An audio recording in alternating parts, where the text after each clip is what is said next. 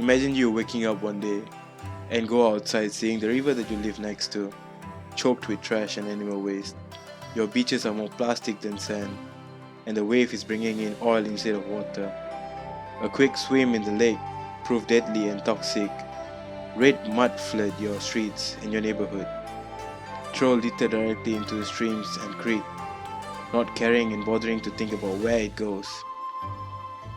In Malaysia, this image is a reality.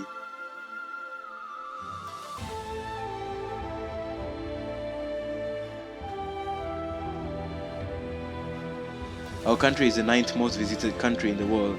Over half of the rivers in Malaysia are unsafe to swim or drink, with around 10% classified as badly polluted rivers that flow through major cities like Kuala Lumpur and Georgetown, carry waste as they flow. The rivers that go through heavily populated areas are little more than glorified trash bins, littered with animal waste and toxic chemicals, clogging the waterways. Frequent rains and flooding carries refuge into the rivers from urban areas. Industrial and domestic waste being caught in the water with no access to waste disposal. In rural communities, people resort to packing up trash and dumping it in the river instead of leaving it outside their home, which attracts stray animals and insects.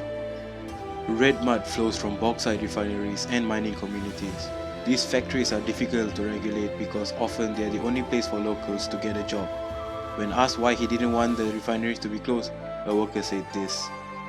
Satu hari tarik kerja, kita punya anak pun tarik makan, semua orang pun tarik makan. Betul tak?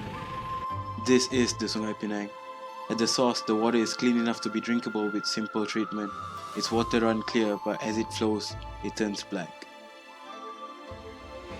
It passes through Georgetown, a city on an island off Malaysia's western coast.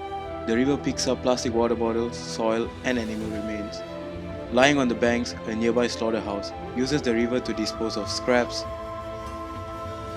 Where children used to play on the banks, trash lies instead. The Sungai Penang earned a Class 5 rank in the Malaysian Water Quality Index, the highest pollution level possible, and is one of the most polluted rivers in Malaysia. But the burning question is, whose fault is it? Is it the government's? Corporation? For the most part, it's ours. 80% of our water pollution comes from domestic litter, and every year, 300,000 tons of garbage are thrown into the Malaysian rivers.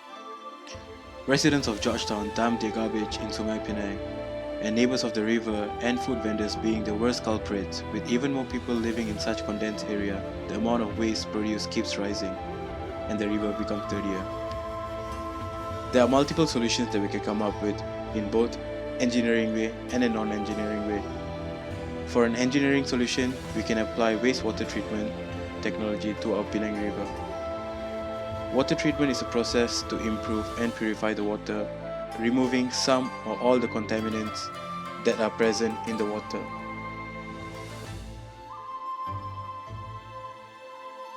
This would make the water more cleaner and more healthier to reuse or discharge it back into the environment.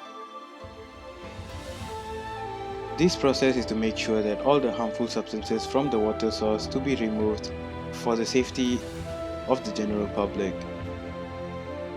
This process also makes sure that the water is safe and healthy enough for the general public to consume on a daily basis. Water pollution could also increase because of the lack of environmental education in our country. Something as simple as teaching children about recycling would help raise awareness to this issue. Education is the most effective way to prevent pollution by stopping it at the source and teaching the next generation why. What they do with their trash matters. This is a solution for Malaysia. However, water pollution isn't specific to only one country. 70% of industrial waste is dumped untreated into waters in developing countries, and 80% of sewage is untreated before disposal. More people die due to unsafe water than all forms of violence in the world.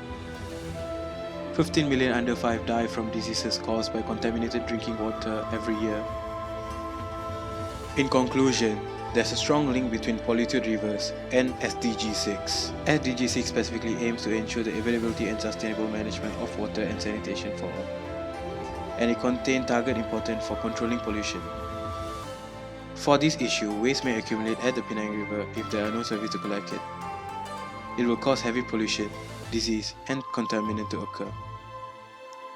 Finally, the question is, are we doing enough to save our environment?